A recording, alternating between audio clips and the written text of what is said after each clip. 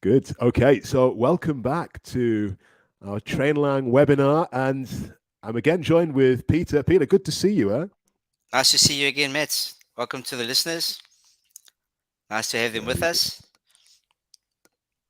And what are we going to look forward to today, Pete? Well, it's an interesting subject. Maybe you can tell everybody what we're going to be discussing today. Yeah, we're going to be talking about a review. We're going to look at what a review is, who's it for, how to write a review, what to include, Great, things great. like that. That's good. Yeah. Yeah, perfect. And I think, well, I don't know about you, Peter, but I think it's something that all of us have done at some point. And if you're learning English, there's a good chance in an exam you're going to be asked to do this. So I think this podcast is going to be really useful for our listeners. Hmm. Okay, let's dive straight into it then, Let's do it. Peter. And Yeah. our first question is, what is a review? Could you tell us? Could you get the ball rolling, please? Yeah. So a review is a text. When we prepare a text, or even there could be a video where we give our opinions about a product or a service that we were involved in, or something that we bought online. Normally at the bottom you're given an option to write your review. What do you think about the product? What did you think about the service? Whether you stayed in a hotel, you ate at a restaurant, you watched a movie.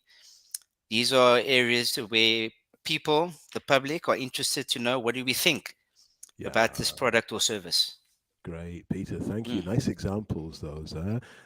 It's true, and I think maybe you're the same as me. I don't know, and maybe our listeners also. If you're looking to buy something online, maybe you're there on Amazon and you're looking at a product.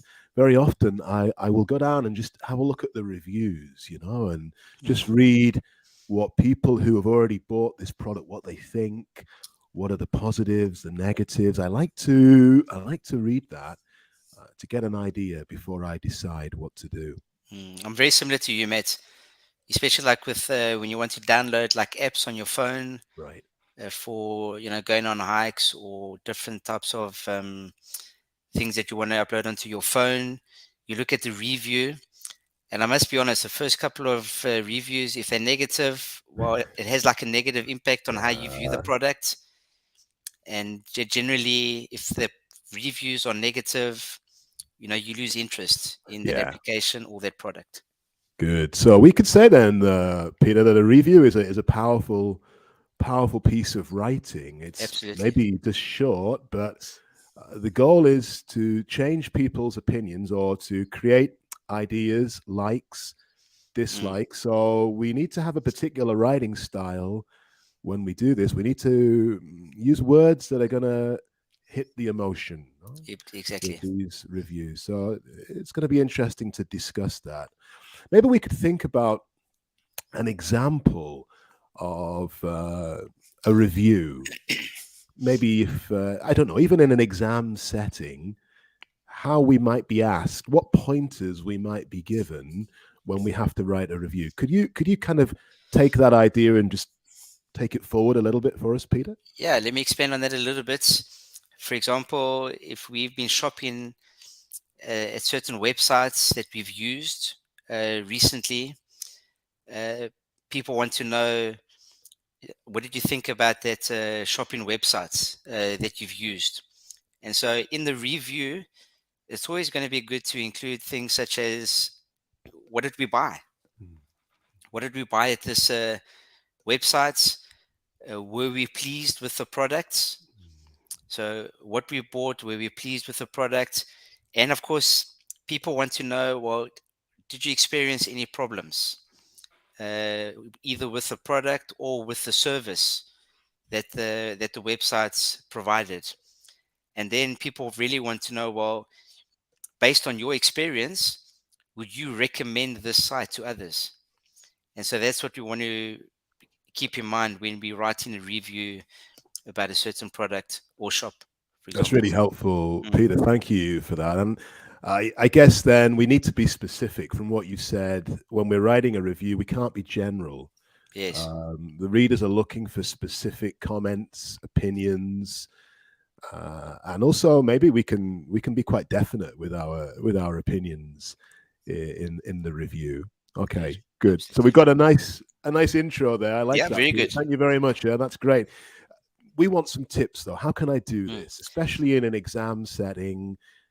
We need some top tips. So let's go. I think you've got one lined up for us, please, Yeah. Peter. I have one here. Very, very important, Matt. When we writing or talking about something, is we want to talk about something that we know. We don't want to choose a topic or a product and we've got absolutely no clue what we're talking about. So in the exam, it's important that we are familiar with the topic. And if we know the topic, we know the subject, it's going to be so much easier to write about because we're familiar with this information.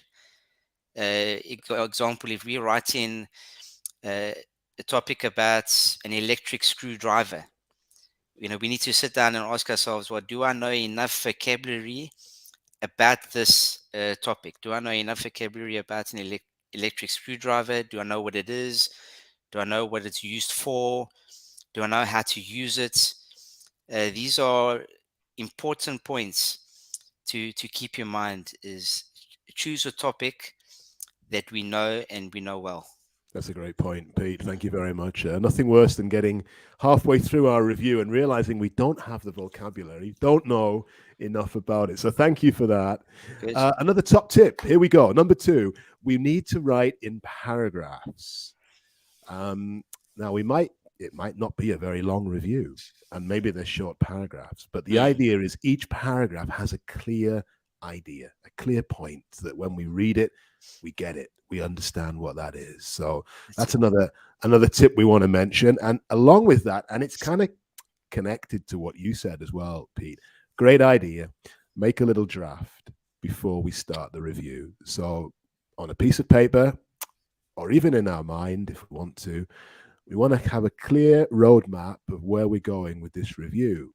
For example, introduction. What am I going to say in the introduction? My experience. What happened to me? Be specific. Problems. Did the delivery take ages to come? Was it broken when it arrived? Any problems? And then, like you mentioned at the end, recommendation. Do I recommend this? Yeah, good. I like Pete, what you said there, else? Matt, about the roadmap. Yeah. Having a roadmap is a nice way to put it. It's good. It gives us good, clear direction. Yeah. That's how to write the review. That's great. Hey, good stuff, Pete. Okay, we've got some nice ideas coming out here. Let's think a little bit now about the language, the vocabulary that we're going to use. Can you give us any tips regarding, I don't know, Pete, adjectives, something to bring it to life? We need to use adjectives, descriptive adjectives and adverbs.